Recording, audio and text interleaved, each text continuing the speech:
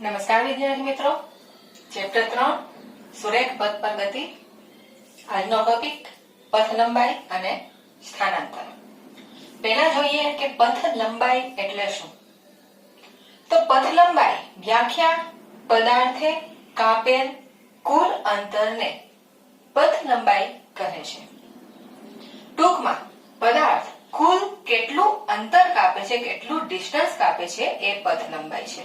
અહીંયા આગળ આપણે કારના ઉદાહરણ દ્વારા સમજી શકીએ કે ધારો કે કોઈ એક કાર સુરેખ પથ પર ગતિ કરે છે, એક પારિમાણિક ગતિ કરે છે. આપણું ચેપ્ટર જ સુરેખ પથ પર ગતિ, એટલે આપણે ગતિ જે છે એ સુરેખ પથ પર સીમિત રાખીશું અને એ સુરેખ પથ તરીકે આપણે એક્સ અક્ષ લઈ શકીએ. ધારી લઈએ કે આપણી કાર આ એક્સ અક્ષ પર ગતિ કરે છે. અહીંયા આકૃતિમાં દર્શાવેલ છે અલગ અલગ સ્થાન એ છે કારના. t બરાબર 0 સમયે કાર O પર છે અને P, Q અને R આ બધા જુદા જુદા એના સ્થાનો છે. હવે આપણે અલગ અલગ બે કિસ્સા વિચારીએ. એનો પહેલો કિસ્સો, પ્રથમ કિસ્સા, બંને કિસ્સામાં પથ લંબાઈ શું છે એનો ખ્યાલ આવશે. કપાયેલ કુલ અંતર એ જ પથ લંબાઈ. જોઈએ આપણે પ્રથમ કિસ્સો કે કાર O થી P સુધી ગતિ કરે છે.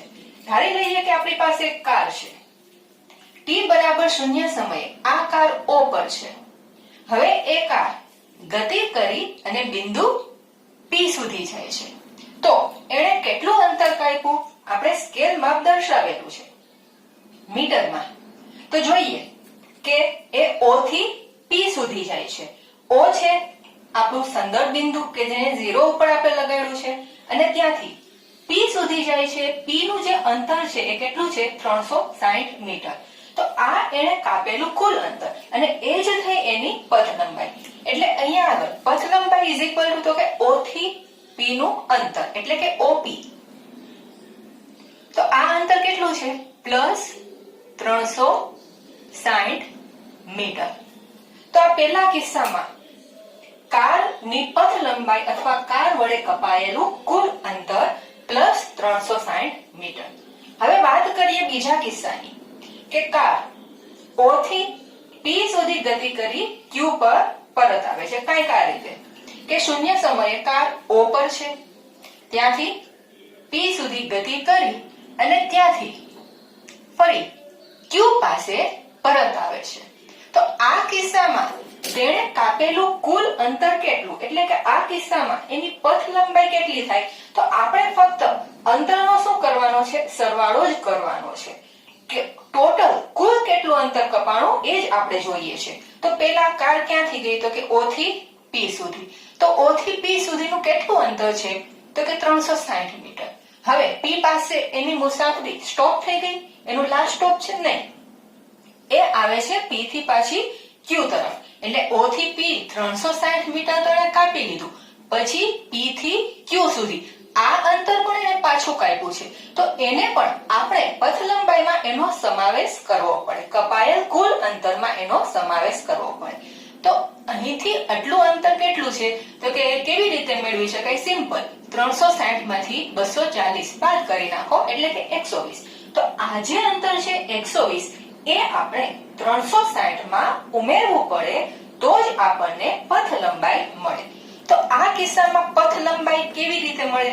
તો કે પહેલા એણે O થી P સુધીનું અંતર કાપ્યું, પ્લસ પછી P થી Q સુધી પરત આવી તો P થી Q સુધીનું અંતર કાપ્યું. O થી P કેટલું છે? તો કે 360 મીટર, પ્લસ P થી Q કેટલું છે? તો કે 120 મીટર. તો ટોટલ કેટલા થશે? 480 મીટર. તો આ કિસ્સામાં જે કાંઈ પથ લંબાઈ છે એ 480 મીટર. હવે અહીંયા ખાસ ધ્યાન રાખવું, પથ લંબાઈ જે છે એ કપાયેલ કુલ અંતર છે, એમાં ફક્ત મૂલ્ય એટલે કે માન આવે છે, દિશા સાથે કોઈ લેવા દેવા નથી. પદાર્થ કઈ દિશામાં અંતર કાપે છે એ અહીંયા મહત્વનું નથી. ફક્ત મહત્વનું શું છે? તો કે પદાર્થ કુલ કેટલું અંતર કાપે છે. એ પછી દિશા ગમે તે હોય, દિશાને ધ્યાનમાં લેવાનું નથી. જો આ કાર સતત ગતિ કરી રાખશે તો આપણે સતત એના અંતરમાં ઉમેરો કરતો રહેવાનો થશે. તો એ જ આપણને પથ લંબાઈ મળશે. કપાયેલ કુલ અંતર ફક્ત અને ફક્ત મૂલ્યને મહત્વ છે. કઈ દિશામાં અંતર કપાણું એને કોઈ પણ પ્રકારનું મહત્વ અહીંયા પથ લંબાઈમાં નથી, ફક્ત અને ફક્ત મૂલ્ય. હવે જોઈએ આપણે સ્થાનાંતર. કે સ્થાનાંતર મતલબ શું? તો સ્થાનાંતરની વ્યાખ્યા પદાર્થના સ્થાનમાં થતા ફેરફારને સ્થાનાંતર કહે છે. એટલે ટૂંકમાં કે પદાર્થનું સ્થાન કેટલું ફરે છે એની સાથે મતલબ છે. સ્થાનમાં કેવો ફેરફાર થાય છે. તો આ સ્થાનમાં જે કઈ ફેરફાર થાય એ મેળવવા માટે આપણી પાસે બે સ્થાન હોવા જોઈએ. એક તો પ્રારંભિક સ્થાન અને અંતિમ સ્થાન. એટલે કે જ્યાંથી એને સ્ટાર્ટ કરી છે પોતાની મુસાફરી, જ્યાંથી અંતર કાપવાનું સ્ટાર્ટ કર્યું છે એ થયું પ્રારંભિક સ્થાન, અને પોતાની મુસાફરી અંત કરી છે જ્યાં મુસાફરીનો અંત થાય છે એ થયું એનું અંતિમ સ્થાન. તો આ પ્રકારે બે સ્થાન હોવા જરૂરી, તો આપણને સ્થાનમાં થતો ફેરફાર એટલે કે સ્થાનાંતર મળશે. તો એના માટે જોઈએ કે આપણે કારનું જ ઉદાહરણ લઈએ કે T1 અને T2 સમયે એના સ્થાન ધારી લઈએ કે x1 અને x2 છે. બે અલગ અલગ સમય લીધા T1 અને T2. T1 સમયે સ્થાન છે x1 અને T2 સમયે સ્થાન છે x2. તો હવે આ સમયમાં એનું સ્થાનાંતર કેટલું થાય છે? આ સમય એટલે સમયગાળો ડેલ્ટા ટી. એટલે ડેલ્ટા ટી આ સમયગાળો કેવી રીતે મળે? દાખલા તરીકે ધારી લઈએ કે 4 વાગે એ Q પાસે છે અને 6 વાગે P પાસે. તો સમયગાળો કેટલો થયો? તો કેવી રીતે મેળવશું? 6 માંથી 4 એટલે કે 2 કલાક. સમયગાળો કેટલો થયો? 2 કલાક. તો એવી જ રીતે અહીંયા આગળ ડેલ્ટા ટી સમયગાળો એટલે કે T2 T1 અંતિમ સમય માઈનસ પ્રારંભિક સમય કરીએ એટલે સમયગાળો આપણને મળે. આટલા સમયગાળામાં પદાર્થનું જે કાંઈ સ્થાનાંતર થાય છે એ કેવી રીતે મળશે અને એની સંજ્ઞા શું? તો એની સંજ્ઞા છે ડેલ્ટા x. આ જે છે એ ડેલ્ટા છે. ગ્રીક મૂળાક્ષર ગ્રીક આલ્ફાબેટનો એક લેટર ડેલ્ટા એને વાંચવામાં આવે છે ડેલ્ટા x. કેવી રીતે સ્થાનાંતર મળશે? તો કે સ્થાનમાં શું ફેરફાર થાય છે એ જ આપણું સ્થાનાંતર. તો અંતિમ સ્થાન માઈનસ પ્રારંભિક સ્થાન. અંતિમ સ્થાન એટલે ક્યાં પહોંચ્યો તો? x2 પાસે. તો આ થયું એનું અંતિમ સ્થાન x2. શરૂઆત ક્યાંથી કરી હતી? x1 થી. તો આ થયું પ્રારંભિક સ્થાન x1. એટલે સ્થાનાંતર મેળવવા માટે ફક્ત સીધી રીતે સાદું યાદ રાખવું, અંતિમ સ્થાન માઈનસ પ્રારંભિક સ્થાન એટલે આપણે પદાર્થનું સ્થાનાંતર મળશે. હવે જો સ્થાનાંતર પોઝિટિવ પણ હોઈ શકે, નેગેટિવ પણ હોઈ શકે અને શૂન્ય પણ હોઈ શકે. આ દરેક કિસ્સા આપણે જોઈશું. પોઝિટિવ ક્યારે હોય? તો બાદબાકી છે એટલે આ પદ જો વધારે હશે, મોટું હશે અને આ પદ નાનું હશે તો ઓબ્વિયસલી પોઝિટિવ મળશે. એટલે કે x2 ગ્રેટર ધેન x1 હોય તો સ્થાનાંતર શું મળે? તો સ્થાનાંતર મળશે ધન પ્લસ. અને x2 લેસ ધેન x1 તો સ્થાનાંતર આપણને મળશે ઋણ નેગેટિવ. અહીંયા જો પ્લસ અને માઈનસ એ ફક્ત દિશા જ ઇન્ડિકેટ કરે છે, દિશા જ દર્શાવે છે. માઈનસ નો મતલબ એમ નહીં કે શૂન્ય થી ઓછું સ્થાનાંતર થઈ ગયું, માઈનસમાં શૂન્ય થી ઓછું જતું રહ્યું. ફક્ત અને ફક્ત દિશા દર્શાવે છે. ફરી અહીંયા આગળ સ્થાનાંતર છે એને મૂલ્ય પણ છે અને દિશા પણ છે. પથ લંબાઈમાં ફક્ત શું હતું? મૂલ્ય હતું. એને કઈ દિશામાં અંતર કપાય છે એ મહત્વનું નથી, પણ સ્થાનાંતરમાં સ્થાનમાં થતો ફેરફાર એટલે અંતર, મૂલ્ય અને દિશા બંને મહત્વનું છે. હવે દિશા માટે આપણી ગતિ કેવી છે? એક પરિમાણિક સીધી રેખાઓ પર. એટલે આપણે બે જ ભણવાના થશે, બે જ કિસ્સા. એક તો આ પ્રકારે હોરિઝોન્ટલ સમક્ષિતિજ અને બીજું વર્ટિકલ શિરોલંબ. બે પ્રકારની ગતિ થશે. જો સમક્ષિતિજ હોય તો જમણી બાજુ અથવા ડાબી બાજુ, અને એને આપણે દર્શાવશું x અક્ષ ઉપર. જમણી બાજુ જાય તો ધન x અક્ષ, ડાબી બાજુ જાય તો ઋણ x અક્ષ. એટલે જમણી બાજુની ગતિને પ્લસ, ડાબી બાજુની ગતિને માઈનસ દર્શાવીશું. એવી જ રીતે જો શિરોલંબ વર્ટિકલ ગતિ હોય તો y અક્ષ ઉપર આપણે લઈ શકીએ. ઉપર તરફ જાય તો પોઝિટિવ અને નીચે તરફ જાય તો નેગેટિવ. તો અહીંયા આગળ સ્થાનાંતર પોઝિટિવ, નેગેટિવ અને શૂન્ય ગમે તે હોઈ શકે. હવે આપણે અલગ અલગ કિસ્સા માટે કારના સ્થાનાંતર જોઈશું કે ક્યારે પોઝિટિવ હોઈ શકે, ક્યારે નેગેટિવ હોઈ શકે.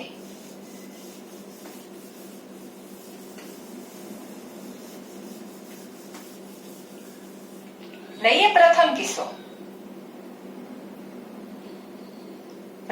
કિસ્સો. તો આના માટે કારને આપણે O થી સ્ટાર્ટિંગ પોઈન્ટ O થી શરૂ કરી P સુધી પહોંચાડશું. O થી P સુધીની ગતિ માટે સ્થાનાંતર ડેલ્ટા x, સ્થાનાંતરને ડેલ્ટા x વડે દર્શાવાય. કેવી રીતે? તો કે અંતિમ સ્થાન માઈનસ પ્રારંભિક સ્થાન. અંતિમ સ્થાન x2 માઈનસ પ્રારંભિક સ્થાન x1. તો હવે આપણો કિસ્સો શું છે કે કાર O થી શરૂ કરી અને P પાસે એની મુસાફરી પૂરી થાય છે. એટલે સ્ટાર્ટિંગ પોઈન્ટ પ્રારંભિક સ્થાન Q O અને અંતિમ સ્થાન Q P. એટલે આપણા માટે x1 કોણ બનશે તો કે O અને x2 કોણ બનશે તો કે P. તો આપણે અહીંયા આગળ x2 એટલે અંતિમ સ્થાન એટલે કે બિંદુ P નું સ્થાન કેટલું છે 360 મીટર માઈનસ x1 એટલે પ્રારંભિક સ્થાન કારે મુસાફરીની શરૂઆત કરી હતી એ સ્થાન ક્યાંથી શરૂ કરી હતી O પાસે. તો એ આ બન્યું આપણા માટે x1. તો 0 તો is equal to plus 360 metre. તો અહીંયા આગળ કારનું સ્થાનાંતર પ્લસ 360 મીટર. આ શું દેખાડે છે તો કે આપણું જે સંદર્ભ બિંદુ છે એનાથી જમણી બાજુ 360 મીટર જેટલું એના સ્થાનમાં ફેરફાર થાય છે. પ્લસ 360 મીટરનો ફેરફાર થાય છે. બીજો કિસ્સો લઈએ.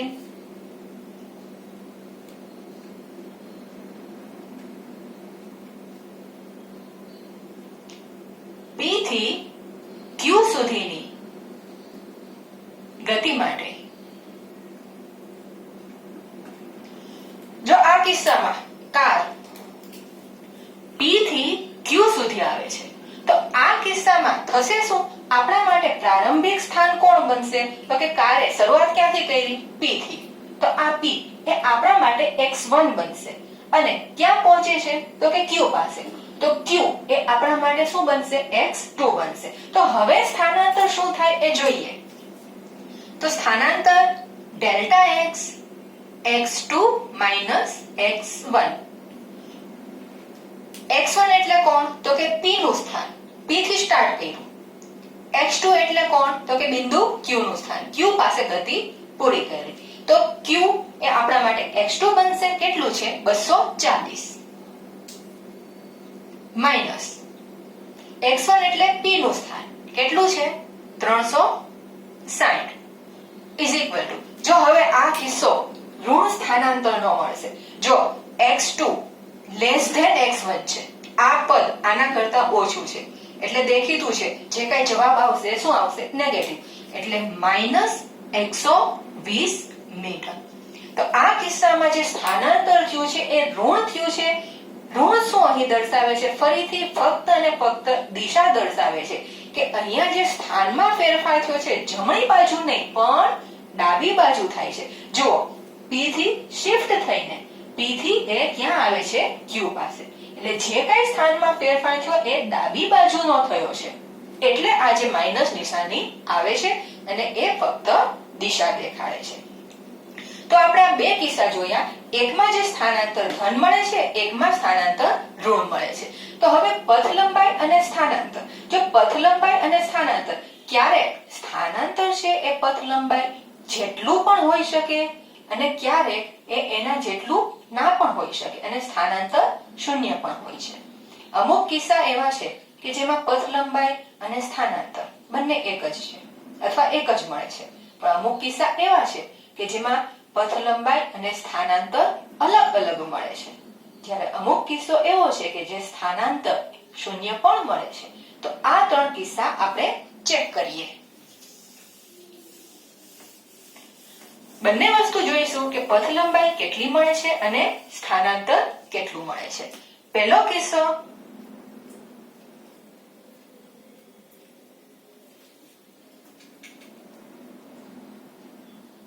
O થી P સુધીની ગતિ માટે.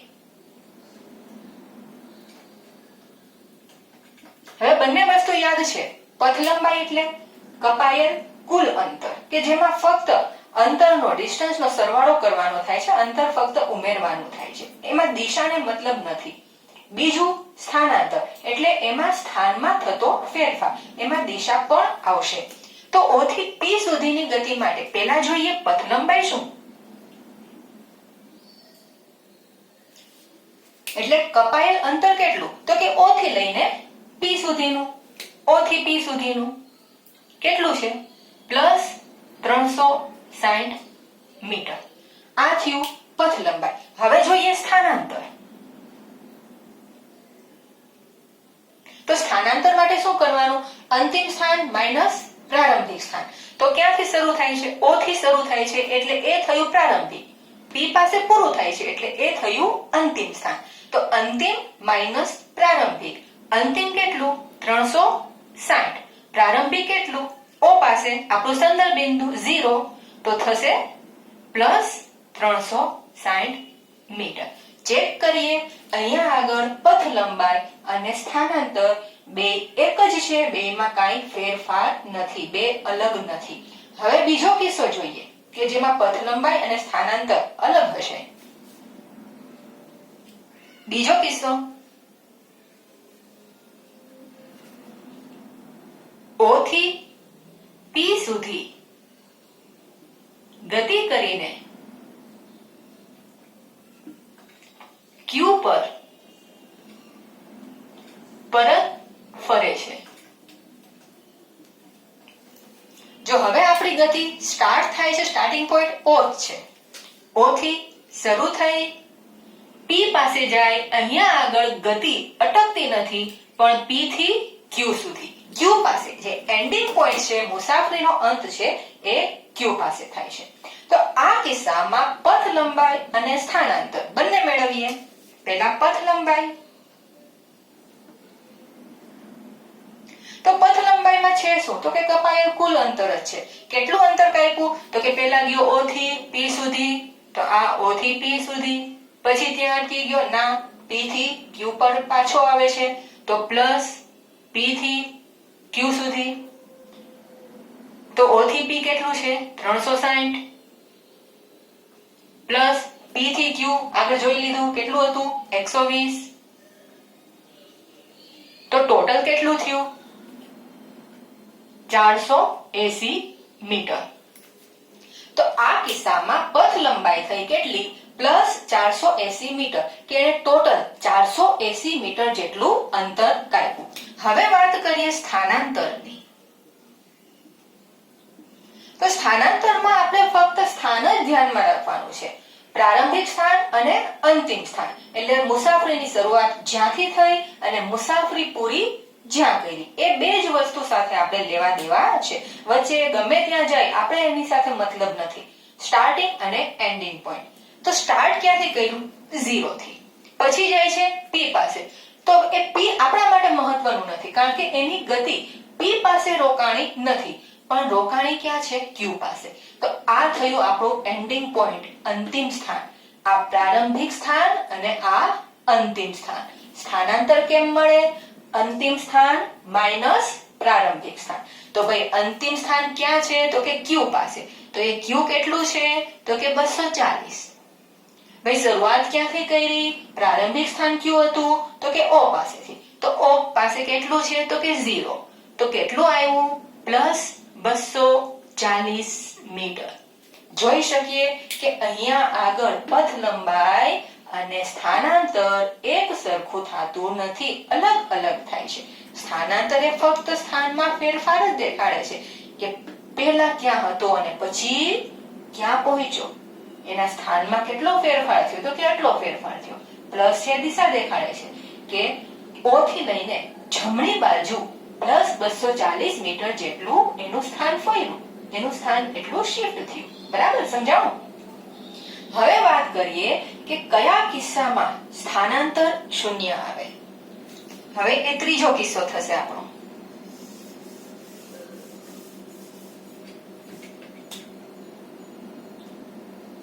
ત્રીજો કિસ્સો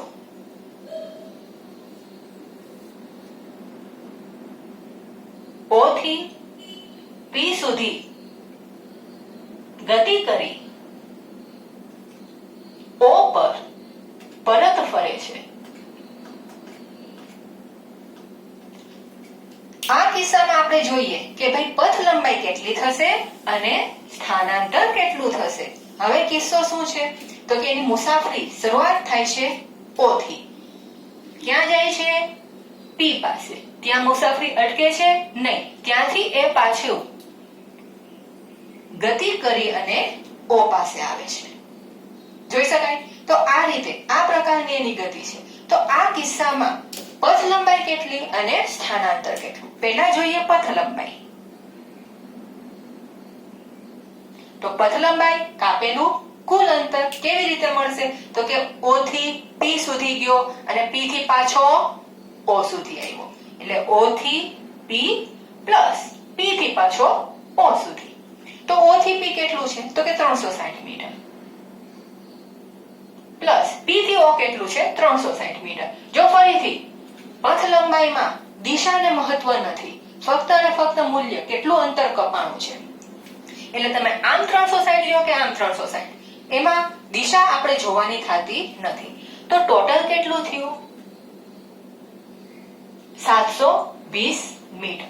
આ થઈ એની પથ લંબાઈ. એને આટલું કુલ અંતર કાપ્યું. હવે જોઈએ કે સ્થાનાંતર શું થશે. સ્થાનાંતર એટલે શું તો કે સ્થાનમાં થતો ફેરફાર. કેવી રીતે મળે? અંતિમ સ્થાન માઈનસ પ્રારંભિક સ્થાન. તો પ્રારંભિક સ્થાન એનું શું છે તો કે 0 O પાસેથી એને ગતિની શરૂઆત કરી, તો O એ ભયનું પ્રારંભિક સ્થાન. પછી અંતિમ સ્થાન શું તો કે O થી લઈને P પાસે ગયો, તો P એનું અંતિમ સ્થાન થશે? નહીં. P પાસે એની ગતિ નથી અટકતી. ગતિ એ ત્યાંથી પાછો ફરે છે. ક્યાં સુધી પાછો ફરે છે તો કે O સુધી પાછો ફરે છે. તો આ થયું એની અંતિમ સ્થાન. જો જોઈ શકીએ કે પ્રારંભિક સ્થાન અને અંતિમ સ્થાન બંને એક જ પોઈન્ટ છે, એક જ બિંદુ છે, એકબીજા ઉપર સંપાત થાય છે.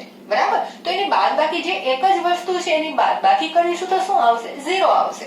તો અંતિમ સ્થાન માઈનસ પ્રારંભિક સ્થાન. અંતિમ સ્થાન છે 0, પ્રારંભિક સ્થાન છે પણ 0. 0 માઈનસ 0 0.